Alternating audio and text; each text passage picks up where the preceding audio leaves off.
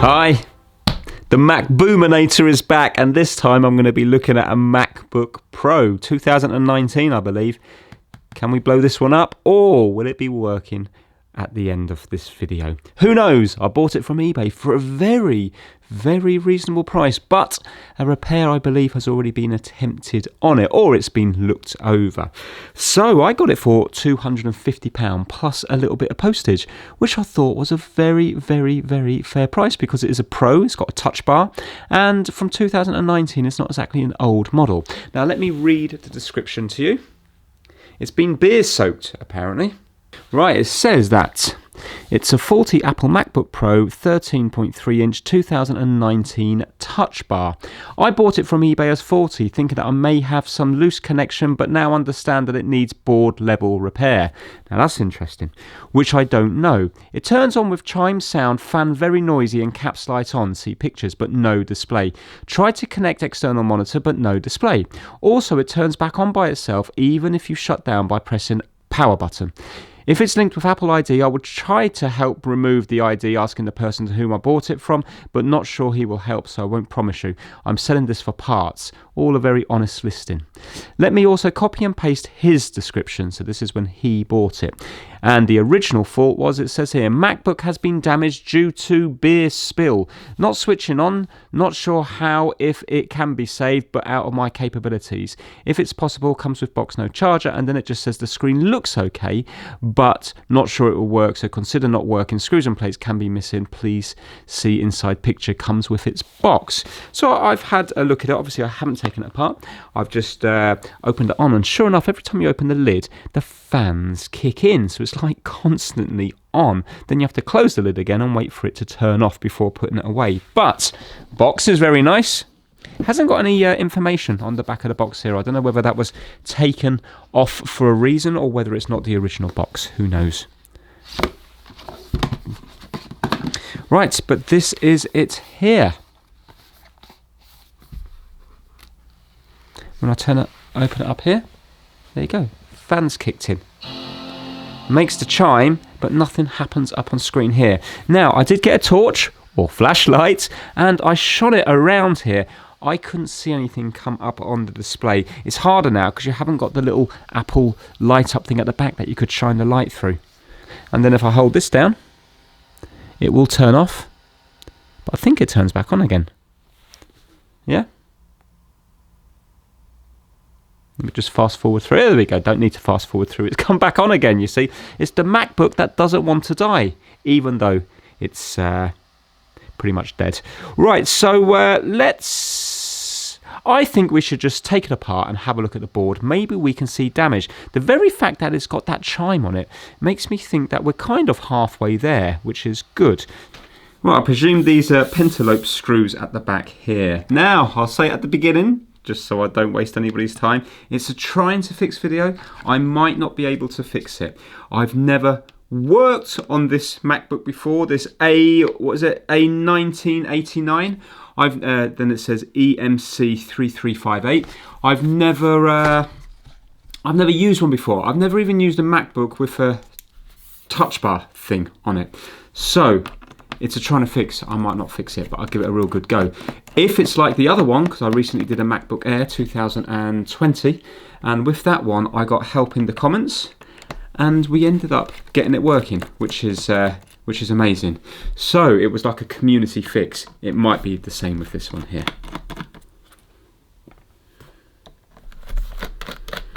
Now my son's claimed the other one, so I'm under pressure now because, oh, they're different screws there. So these two screws are thinner than the less depth than that one there, and they're the longest ones, right? Yeah, so I'm under pressure now because my daughter's seen this one, and obviously touch bar and stuff. She'd love to have this one. So we'll have to see what happens. Oh, right. Oh yeah, up here. Here we go. It's all up here. Good news is the rest of the board looks good. A tiny bit of damage just there. A think that's just dirt from the fans. So it's concentrated up here, which is this connector here, which looks like it's the connectors going up to either the screen or the touch bar, or possibly both. Ah, look here, we've got a little thing missing. You see these things here, there is screws and stuff missing, but that's fine, it did say that. These things here cover over these bits, and that one there hasn't got it. Now, I can see a connector here, and it looks like maybe two connectors. Oh, connectors here and here. So I'm wondering, would that be screen? Could that be backlight? Touch bar maybe? Not too sure. Would we need that many for touch bar? Maybe we do. Right, okay, I think first thing, let's disconnect the battery and have a look up here where the damage is. But the rest of it doesn't look bad, which is good. Look at all this here. What? What is going on in these speakers? Look at the speakers, because they're magnetic. This is reminding me of that one that I did, the gaming laptop that I got right properly ripped off on. Just an update, I'm not sure if I mentioned that one, but on that I don't really get involved with leaving negatives on stuff on eBay, but on that one it was clearly dodgy. So I left, I think it was a neutral I left, because I felt bad leaving a negative, and the seller managed to get it removed. How bad's that? I didn't even say anything bad, I just said that not as described, blah blah blah blah blah, and he managed to get the thing removed. Look at this. Metal swarf. What's that about? I want to make sure none of that gets on the board. It's on the other speaker as well. That's strange. I wonder what sort of environment this was in.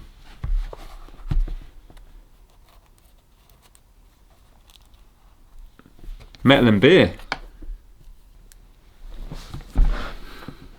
Right, let's undo this battery. So we have a little connector here.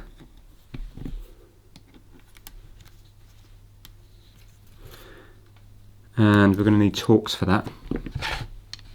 Right, looks like a T5.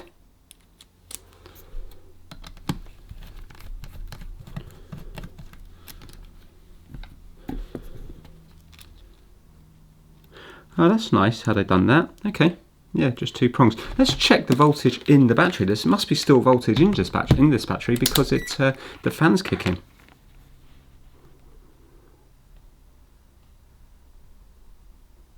Ooh, what's happening there? It's not measuring anything. That's weird. That is the connection for the battery, surely.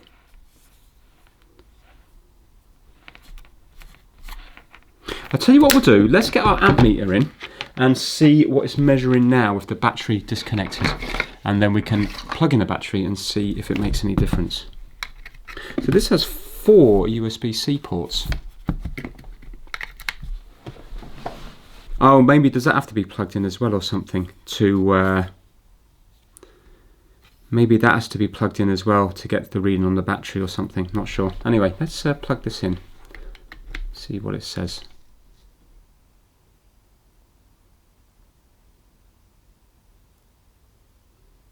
It's gone up to 20 volts and the fan's... oh, that fan's spinning. That one's not though. Ooh, why would one fan be spinning? Oh no, that's spinning now as well. No, it's not, it's stopped. Oh, because maybe that only kicks in when it's up to a certain temperature. That shouldn't be kicking in so fast anyway. But yeah, we've got 20 volts there, 0.5 amps. Let's just see if that goes up when we do this here.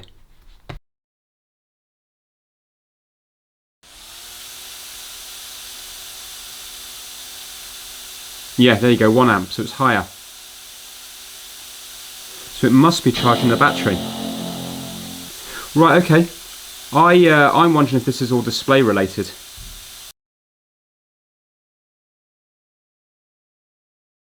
Let's see what's going on in this area here. So zoom in. Obviously this is where work's been looked at already. I'm expecting to see a lot of burnt stuff. Yeah, okay, there's missing pins and stuff in there. Let's have a closer look.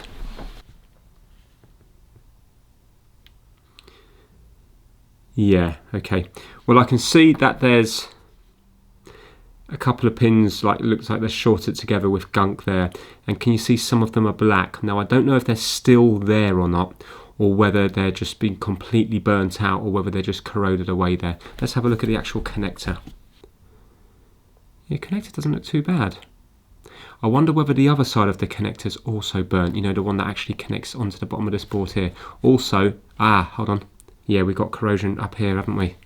Or is this just messy thermal paste? I think this is just leftover thermal paste up here. Okay, let's get some IPA and let's give it a clean up and see what it looks like when we clean it with IPA. So this is what I'm using, the Wonder Stuff isopropyl alcohol. And hopefully this will clean it up without causing any damage anywhere.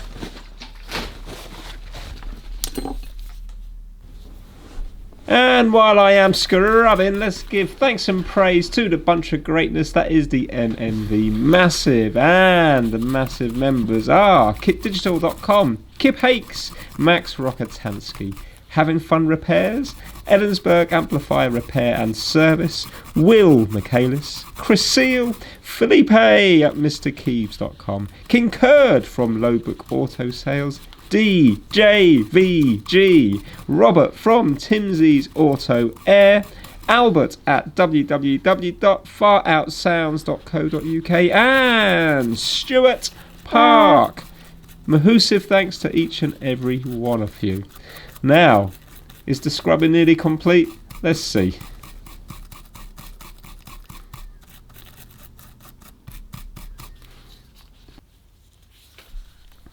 Just got the end of a needle here that I'm just going to use to try to scrape the corrosion off.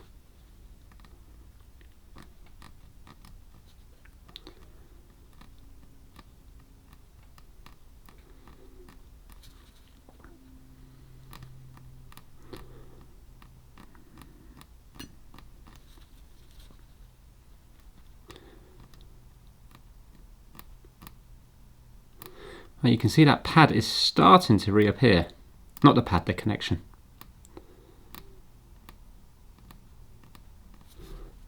Yeah, look, it's not dark no more. So you can see what I'm going to do now. It's going to take a while, but I want to scrape each of those dark connections, and so you can see they correspond to the dark ones on here.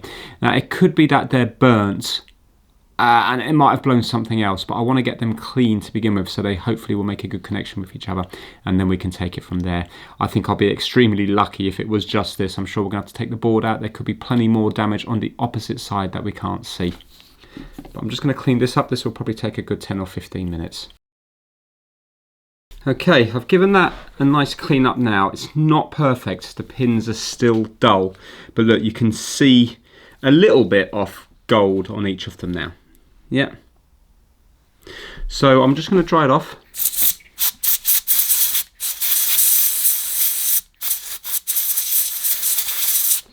And I think we'll give it another go. Let me plug it in.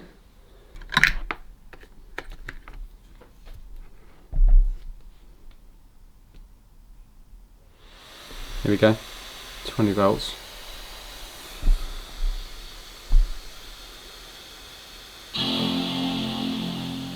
No, there's still nothing there.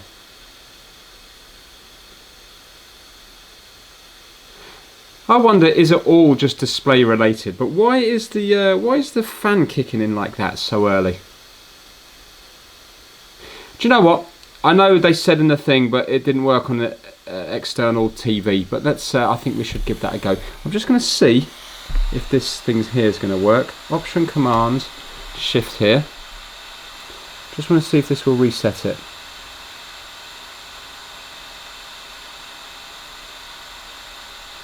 We'll do it for about 7 seconds. Now I'm going to hold down this button here.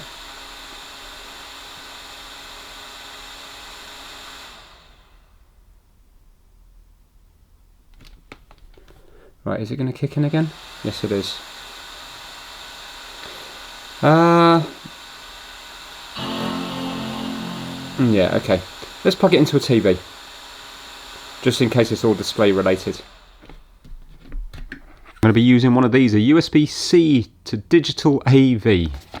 So it's got HDMI on this, so I can plug it into the TV, and hopefully it might display on that. Because this could be like backlight related, maybe shining a torch through the screen. It might not, I don't know if it shows anything on this one here. Maybe the brightness is turned down. Well, mind you, it wouldn't make a difference if brightness turned down. You should still see an image with a torch, shouldn't you? Right, okay, let's plug that in there. What am I going to do now? Right, I'm going to plug that in here. Let's put power in this side here.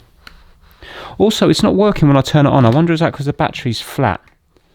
It works when I do it via here, but not when I use the power button.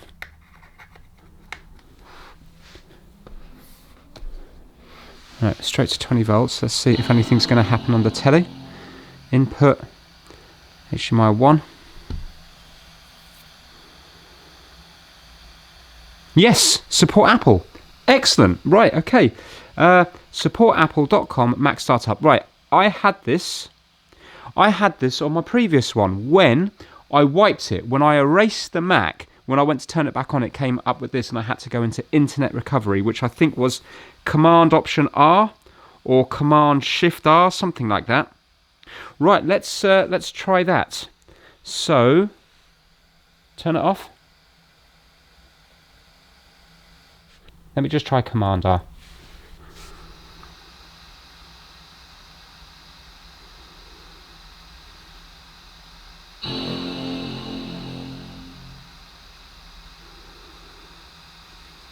There we go, choose network. Fantastic. Right, okay.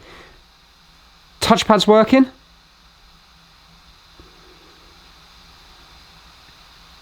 Let me get the internet cable set up rather than using Wi-Fi. I'm going to go for an Ethernet cable. Bear with me.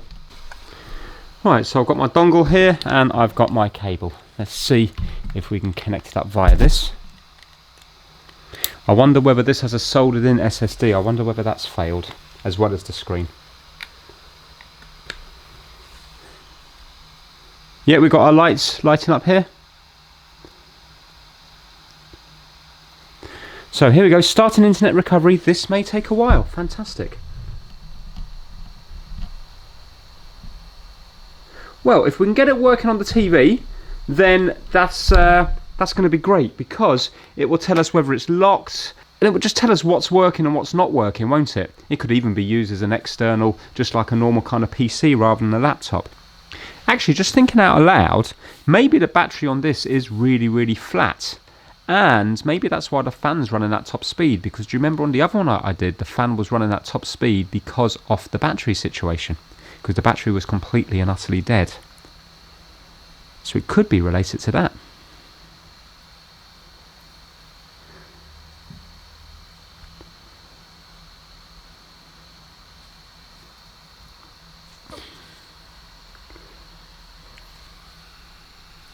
Oh my god, we've suddenly got, I never noticed that before, look at the touch bar. I'm sure that wasn't on it before. It says escape. The touch bar might well be working, look at it. Oh, imagine that. Oh, imagine that. It might be just display related. Come on.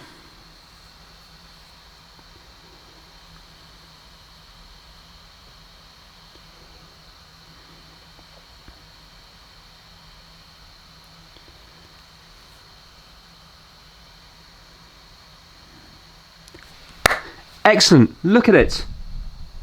Now, I'm not saying it's going to go through, it still might be locked, but it's there. Language, right, okay. I'll probably have to fill in some personal details here, so I'm just going to set it up and then I'll start recording again if I have any problems. Well, check that out. It's loaded up here. It's saying battery 38%. I haven't done any testing on anything yet, but the touch bar's up here. It looks really nice. I don't understand how a touch bar works yet. I've never dealt with one, but it's certainly very pretty. I hope now, in all my messing and trying to get it to work, that I don't ruin it as it is, because right now I'm kind of happy with what I've got for 250 quid, because you can see it can just be connected up to an external monitor and used. The keyboard looked to be working, the microphones look to be working. So for example, if I was to go to Siri here, what time is it in Florida, America? It's 9:33 in Tallahassee, Florida. Yeah, you know what I mean. Let me mess around with it for a bit. I wonder now if I pull out the battery here, will it keep charged? Because it does say 40% up here, and it's definitely charging. So here goes. Excellent. That's fantastic. Right, I think I'm going to charge up the battery fully and just mess around with it on here. See if I can... I don't know, see the fans are still going full, but maybe that's some sensor issue. Or maybe they go full because the screen's not working. I'll tell you what we'll do. Let's just in case it was some corrupted software, let's unplug this from here and see what happens. No, so nothing's coming up here still. I think we need to take the board out and see if we can work out what's going on. I wonder, is it the... I don't think it's just backlight though, because trying the torch in here, there's nothing happening. I can't see anything whatsoever. So I don't think it's just backlight. I don't think I'm going to be able to get this one to work, but I'm pleased with the level I've got it to already. So yeah, let's take the board out and see if we can see more water damage that might pinpoint something.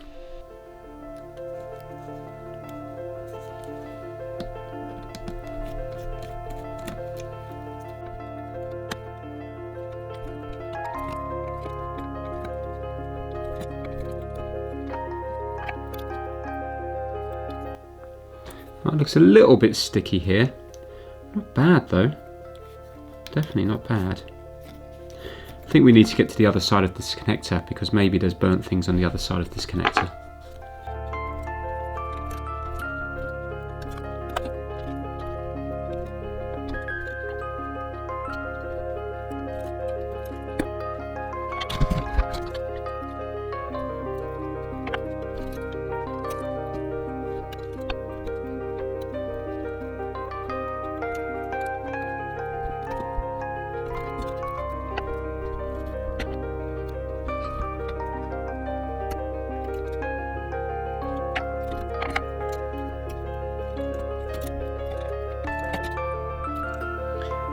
Here we go, we are free. Excellent. Doesn't really seem to be that bad at all, hence the reason why it's working. It's just a display. Well, there's other things, isn't there? The fact it keeps turning on. I mean, what's that about? Let's have a look at the other side of this connector.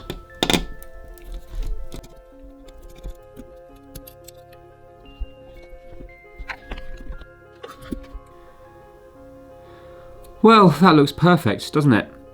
So it's just this side which isn't perfect.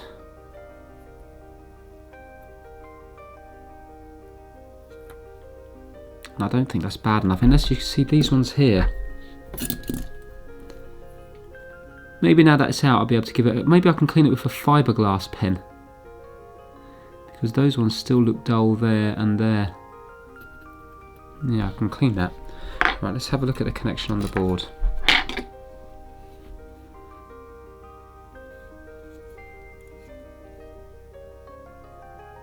I think the board side of it looks absolutely fine. I wish I had another one that I could swap the screen with.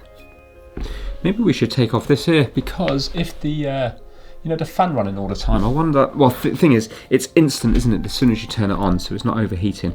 It's just that there is quite a lot of thermal paste up here, so maybe we should take this off.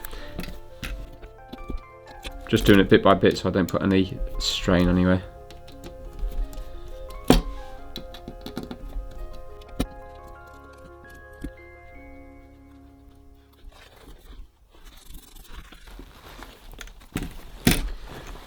Right, is this going to lift off easy enough?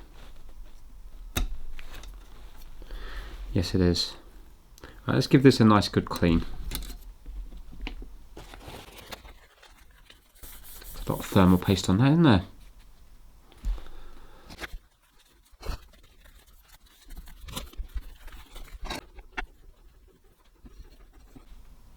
Right, that's all cleaned up now, and as far as I can see, I think everything's looking good. I think we need to look into maybe have a look at the schematics. I need to find what number this board is. I don't even know what the number of the board is. Oh, here we go, it's here. 800000850-A. So I can look at schematics. Maybe we can trace the backlight circuit. That might give us some idea. Okay, so I've been checking out the schematics and I've got a few things to look at. I've been looking up the LCD backlight driver because right now we don't know whether it's a board problem or a screen problem. Could well be a screen problem. Apparently these kind of generations suffer from something called flex gate, which is where the ribbon cables that are built into the screen, so you know before on other laptops that I've looked at, they've had like a cable going down between the board and the screen. Well, a cable's easy to replace, but with these ones here, it's ribbon cables built into the screen, and some of them are tight. I'm not sure if it affects this model here, but the models that it affects certainly look like this one here, and there's flexing over time and it can fail. Now I've had a look at the ribbon cables. I can't see anything broken on my one, so I don't think that's the issue here. But anyway, this here is the chip that drives the LCD. So we've got a few things to look at. We have got the fuse up here, F8400, and then it works through here and ends up going out here and comes up, there we go, and it comes out here, yeah, out, backlight. So I can measure all that and that will go onto that connector on the board. So basically this is going to go up to feed the screen area, so maybe we can check for voltage there. But look, we can also check for voltage on all these capacitors here. So if I was just to choose the backlight, the fuse here, and then go down to the board view, if you have a look, where are we now? Fuse here. So this is the fuse here. So with this, I'm going to have that PP bus G3 hot on one side. So I haven't checked the voltage on this one here, but I know on the last one I did it with 13.1 volts. So we're going to be looking at something around 12-ish, 13 volts here. But look, these are all the capacitors here. And if we click this side, they're ground. And then you can see that they don't go that many places. So this big bank of capacitors are all joined. They go down via these components here. I'm not sure what these little components are. But look, and they go down to the connector on the board. So it's the very far connector there, which is the output for the backlight. So we can have a look on the board, see if that looks blackened. We've got another capacitor here, and we've got a load more capacitors down here. Now, this here is the chip next to these capacitors, which drives the U8400. Do you remember when I went onto here? The U8400. Yeah, I think maybe there's no voltage getting into the display. If we have voltage going up into the display, then I think I have to look into buying another display. Unfortunately, they're £250. I can get one which is all scratched up and the camera not working for 120. But, you know, with the sort of FaceTimes and stuff like that, it is useful to have the camera working, isn't it? So yeah, 250 is quite a bit of money, but if that's what it costs to fix it, that's what it costs. But I'm hoping it might not be related to the screen. Right, okay, this is kind of awkward because it's out of the board, you see, so I haven't got it connected. But I'm thinking I should still have the PP bus feeding it and stuff like that. So let's see what's happening here. You're going to jump up 20 volts. Right, we're on 20 volts now. So let's go to volts DC. Now, this is the little fuse here. So let's see if we've got PP bus here, which we have 12.6. This side, 12.6. That's going to be ground on the caps. What have we got here? Nothing. Right, so there's no voltage being generated. Is that because it's not detecting the display?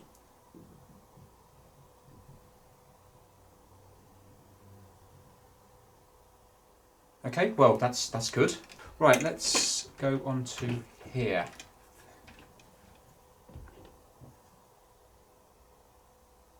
So I've got nothing on that side of the capacitors there either. Let's have a look at this diode.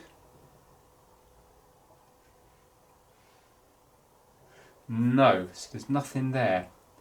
Could it be this kind of little MOSFET type thing here? Because this comes after the backlight driver and then I think feeds this.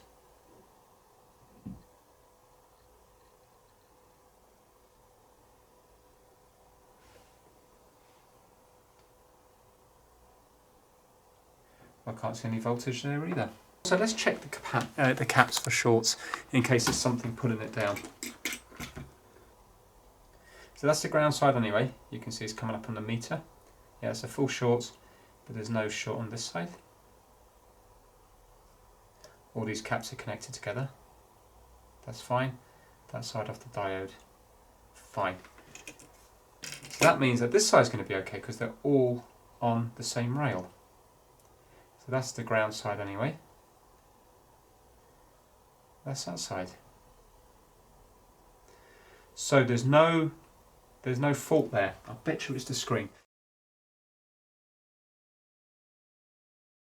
Okay, it's the next day now and I've spent my night looking at the schematics, watching videos and reading forums. So, we know that this is working perfectly on an external display, and I even downloaded the latest version of iOS, so this is now running Monterey. It's running perfectly.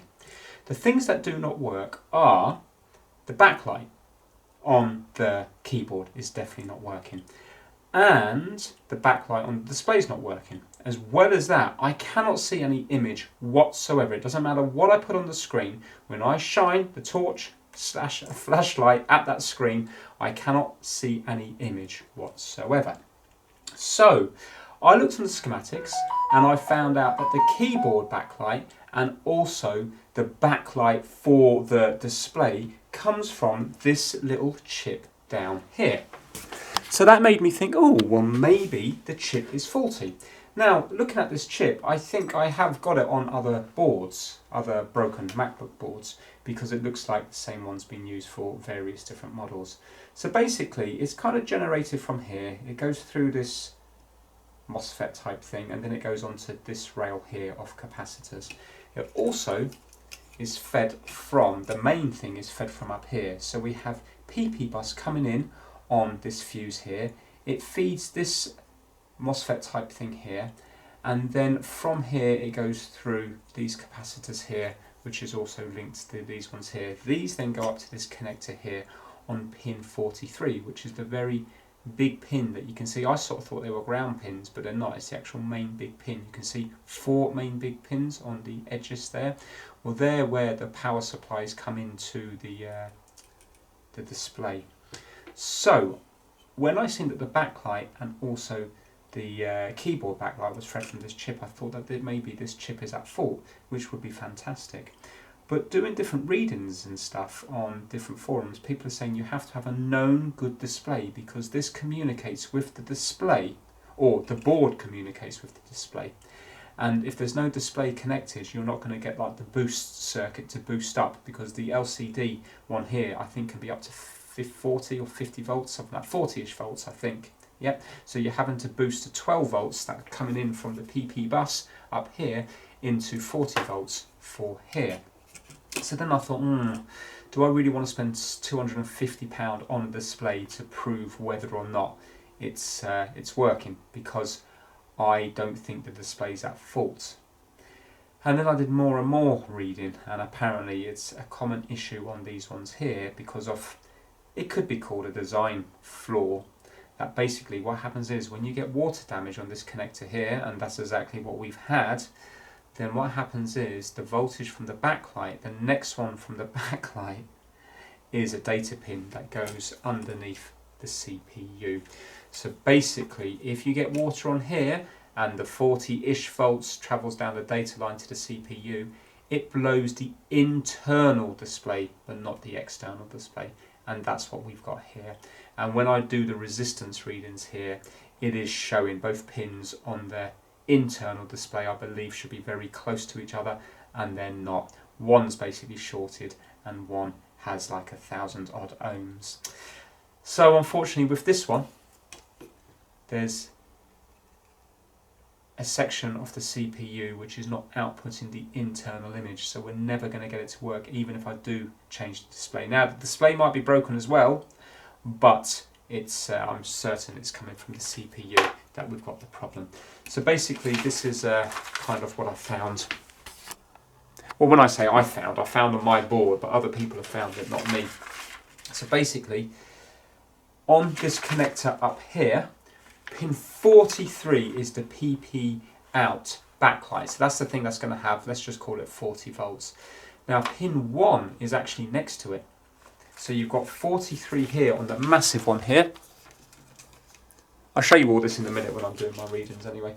So you've got pin 1 here, which is this big chunk here. That's going to have the 40 volts. But you see that pin next to it there? That's the EDP, which stands for Embedded Display Port. And I remember this when I was doing the Dell All-in-One computer that I did. That had a graphics, didn't have a graphics chip, it was all via the CPU, it was integrated graphics. And that had something like 3 different display ports coming out of that one.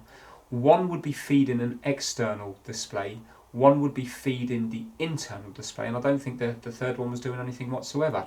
So yeah, this is the display pins here, 1 and 2, along with others, but basically these are the data ones here, pins 1 and 2. And you see, when liquid had gone here, you would have had the 40 odd volts going from here down into this next pin.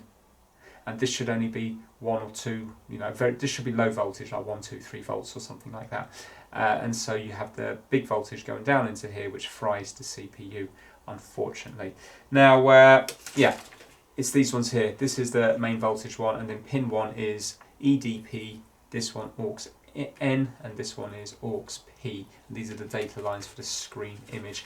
I initially thought it might be this MOSFET here, because on this MOSFET, which is this little one up by the PP bus, so you see we have the circuit here where it starts, this MOSFET here, well, it's a P-channel MOSFET, and what's happening is I'm not getting anything going out to here. We need to have, because it's P-channel, the gate voltage needs to be lower than the source voltage in order to turn it on. The gate voltage is the same as the source voltage, so basically this is 12 volts and this is 12 volts, so we're not getting anything out, so we're not getting anything going into our backlight circuit. But I think the reason this is not turning on is because the chip feeding it, which is the, which is this big chip here, I don't believe that this is telling it to do what it needs to do. And the reason this isn't telling it what it needs to do is because it's not seeing the LCD. The reason it's not seeing the LCD is because the CPU has failed. A real shame. Anyway, look, let me go across these 2 pins here, and I'm going to show you that pin 1 is basically near enough shorted and pin 3 isn't. Apparently these 2 should have a very similar reading, and that's on ohms test and diode test. So let me zoom in and I'll show you the pins I'm going to be going across. So you see our display connector here. Well, if you have a look, you can see there's some probe, there's some points underneath that resistors are showing on the schematics, but they're not actually connected on the board. If I go to continuity, it's going to be very fiddly because the pins are so small, but if I use this tiny little needle probe here, so basically this is the main one here, the main voltage. Now look at this one here next to it. This is coming up on this resistor here. You can hear here, but not here, not here. Oh, it's there as well. Okay, well, it's come up there and there, but not here. I wonder, is this one going to come up here then? And now the one next to it is coming up here, but not there. Okay, so basically this one here is here and this one here is here. So apparently we should have the same readings on these 2 pins to grounds. Now watch this, I can zoom out for this bit to show the meter. So we've got a meter here, let's just go to ohms test and then I'll get a diode reading. So 1 to a ground there, and if I go on to, can't even see, hold on. There. Right, can you see I have a 3 ohm short to ground? Yeah, that's on pin 1, the one next to the high voltage. I know it's not high voltage, you know what I mean, 40 volts. But now look, if I go to the one resistor next to it there, you can see that we're in the thousands. Yeah, so we've got like 11,000 ohms. And if I go to the next one, I never knew it went to that one as well. I'm just going to check the schematics there to make sure it is going to there. Yeah, okay. And now if we do a diode test, so diode test is here, red probe to ground. Again, let's go on to the shorted one. I could obviously go onto the pins here, it's the same thing, just to show you. If I go onto the pins here, obviously it's the same reading. It's just easier to go onto the resistors. Right, you see that's on it there, and you can see on diode test, yeah, 0.007. And if I go on to the resistor, you can see it's the same reading. But now look at the one next to it. You can see it's completely different, 0.28, yeah? So basically, pin 3 is not shorting, pin 1 is. And that's the problem. And that's why we have no internal display. Now there's one more thing I would like to do, just to kind of prove 100%, because sometimes it can be hard to see a display without a torch shining on it, a flashlight shining on it. I would like to actually put voltage into the backlight circuit from my power supply, because then I'm thinking if I put voltage into it on these capacitors down here, if I was to put, let's say, 25 volts, my thinking is I should have some kind of display, not display, but some kind of light shining on it. And then if I get a backlight shining on it, but yeah, I still don't get display, then we kind of proved 100% that it's not outputting display. Because right now, it's still a small part of me still thinks, could it possibly be doing some kind of display? I hope I don't ruin the board completely. As I say, it will work as a desktop computer just fine. It's a laptop, isn't it? So if I do ruin the board, I'm not going to be that heartbroken. Right, we are ready to put voltage into this backlight circuit to see whether or not the LEDs light up on the screen. Now, although it's not working, I will be disappointed if it blows up, because it does work well. It works perfectly on the TV, so I will be disappointed. What's interesting is you can see this is the latest iOS Monterey, and if I go up to here, it doesn't even give me an option to do. For example, I can't change display, obviously, because I'm connected to the TV. Also, I can't do sounds. The sound's coming through the TV, so it disables that as well. But if I go to keyboard brightness, then it doesn't let me do it. I can click it up here, but what's happening is it's going straight back down. So it's like it knows that the keyboard brightness is not working. Unless, of course, again, it disables it when it's connected to the TV. That could be an option. Right, okay, I've got it set to 25 volts down here, and I've got it set to half an amp, 568 milliamps. I've got a little needle probe here to go onto the capacitors. I think we are ready to go. So now, I'm going to be going onto that side of the capacitors down here. You're not going to be able to see me do it. I'll tell you when I'm doing it. Let's see if we have anything displaying on this screen. Now, I'm going to put the room more in darkness so we can actually see, because 25 volts is probably not going to be enough really to light it up, but I'm hoping it will give some kind of glow. Also, do you know what we never really looked into, which I suppose is pointless, is the fact that of this, turning on and off issue, and also the fact that the fan's running all the time. I'm touching the back of the CPU, it isn't even warm. So, but saying that, what's the point of fixing that if it's not going to work as a laptop anyway? Now, here goes. So I'm going to have to get a ground and put it on here. So I'm going to do the positive first. I'll make sure I don't slip, and let's get a ground.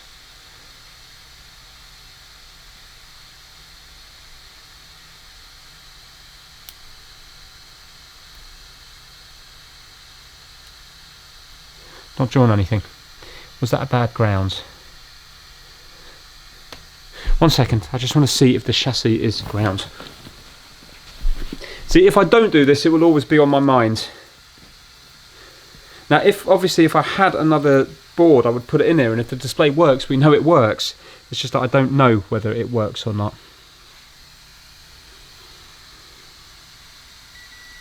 So I can just go onto there, because that's going to be a ground anyway.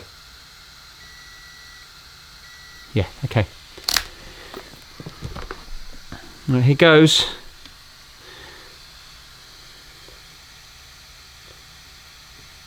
I'm going to try not to jump. Not drawing anything. It's not drawing anything. Why is that not putting the voltage up to the backlight when I'm on that side of the capacitors?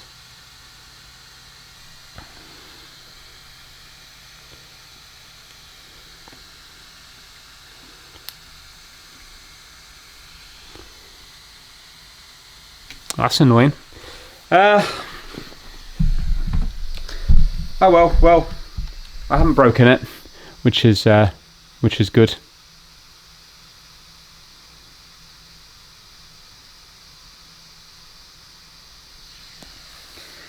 Unfortunately, I have to just call that a day.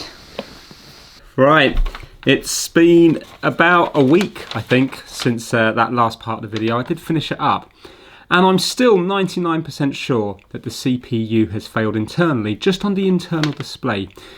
But that 1% has been eaten away at me day after day after day that I finished that video, and I'm just thinking, what if it could be the display? Now, the displays are around about £250, which is a little bit too expensive just to end the video. But there was one that was marked up as working but a faulty camera, and I got it for £129. I was tempted just to buy a broken screen completely, because then if it lit up, at least then I sort of knew that if it had like hit damage, that if it would light up, then the screen would itself be working and I could get a proper one. But we know that the camera on my one here is working. So I'm wondering if this was to work, which it's not, but if it was to work, maybe I could look into, is there any way I could get the camera working on a revisit video? Right, let's put this back together. Good news is the screen was nice and easy to change over. It was actually quite a nice job.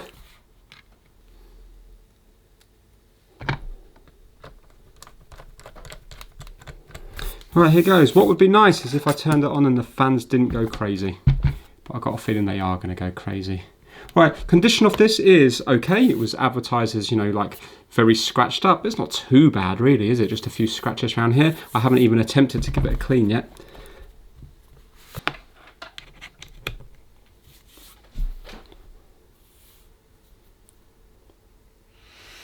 Nah, fans are kicking on fully. Same problem as before.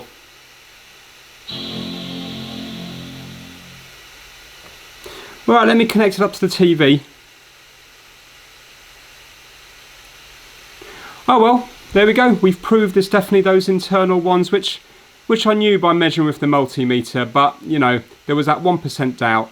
I think it was worth me getting it just to, I know it was a lot of money, but I think it was worth it just to get a definite final result on the video that 100% water, the beer got in, it shorted between the backlight pin and the CPU pin, and it blew the internal display.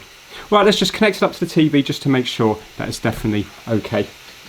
So the final score is 1-0 to the MacBook against me. Hopefully in the future I will finally be able to beat some of these MacBooks. They seem to be incredibly hard to work on, but I have learnt a fair bit. And to stick up for myself, I think when you're buying things off eBay, they probably have been looked at by a professional already, so you're kind of fighting a losing battle, aren't you? It'd be different if your friend gives you one, because then it could be a simple fix. But by the time it gets to eBay, an expensive product like this has probably already been looked at, and the simple fixes are still out there working because they've been fixed. So who knows really how many times this has been looked at since it's gone faulty. So yeah, but at least I now know for next time, if I have a MacBook that's displaying but not working on the screen itself, on this particular model I'll go straight to those resistors underneath the little connector, and I'll see whether there's a difference between the two. If there's a difference like there is on this one, then hopefully it will suggest that it means that the internal CPU the DisplayPort pins have blown, in which case then there's no point in taking it any further. So I felt like I've learned quite a bit, but the end result is that I still haven't got a working MacBook. But saying that, it is working on the TV there, so it definitely has some value. So that is it for this video. If you enjoyed it, please give it a massive thumbs up, and I will see you all very soon. Take care.